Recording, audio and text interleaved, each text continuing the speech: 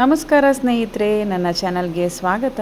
ಇಂದು ನಾನು ತಮಿಳುನಾಡಿನ ಸುಂದರ hill station ಆಗಿರುವ ಊಟಿ ಬೊಟಾನಿಕಲ್ ಗಾರ್ಡನ್ಗೆ ಹೋಗ್ತಾ ಇದ್ದೀವಿ. ಇದೊಂದು ತುಂಬ ಹಳೆಯದಾದ ಒಂದು botanical garden centre of the ಸಿಟಿಲೇ ಇದೆ.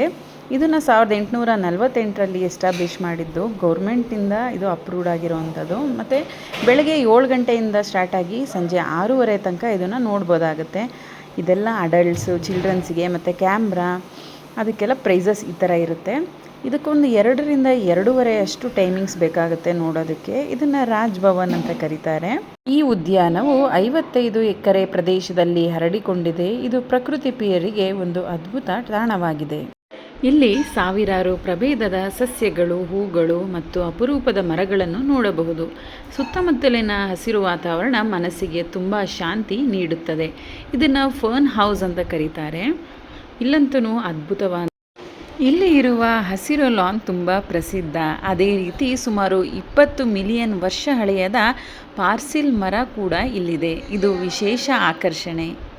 ಇದನ್ನು ಗಾಜಿನ ಮನೆ ಅಥವಾ ಗ್ಲಾಸ್ ಹೌಸ್ ಅಂತ ಕರೀತಾರೆ. ಲಾಲ್ಬಾಗಲ್ಲೂ ಕೂಡ ಇದೆಯಲ್ಲ, ಅದೇ ಥರ.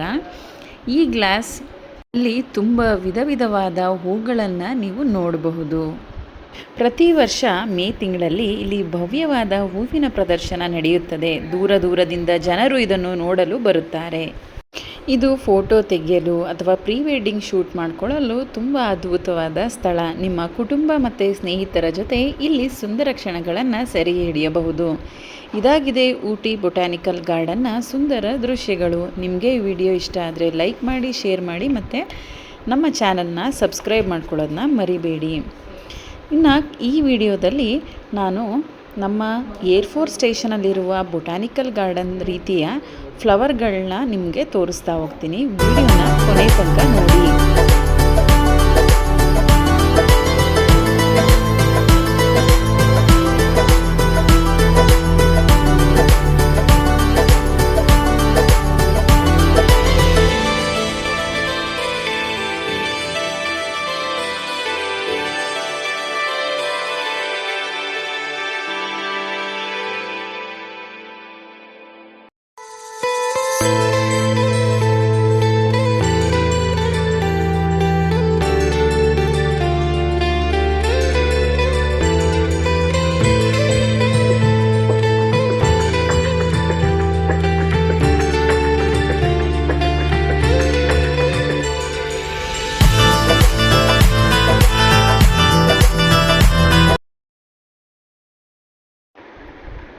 ಇದು ಗ್ಲಾಸ್ ಹೌಸ್ದ ದೂರದಿಂದ ದೃಶ್ಯ. ಇಲ್ಲಂತೂ ಹೋಗ್ಬೇಕಾದ್ರೆ ತುಂಬ ಫ್ಲವರ್ಸ್ಗಳನ್ನ ನೀವು ನೋಡಬಹುದು. ನನ್ನ ಮಗ ಅಥರ್ವ ಇಲ್ಲಂತೂ ತುಂಬ ಖುಷಿಪಟ್ಟ. ಮತ್ತು ಲಾನನ್ನಂತೂ ಅಷ್ಟು ಖುಷಿಯಾಗಿ ಆಟಾಡ್ತಾ ಇದ್ದ.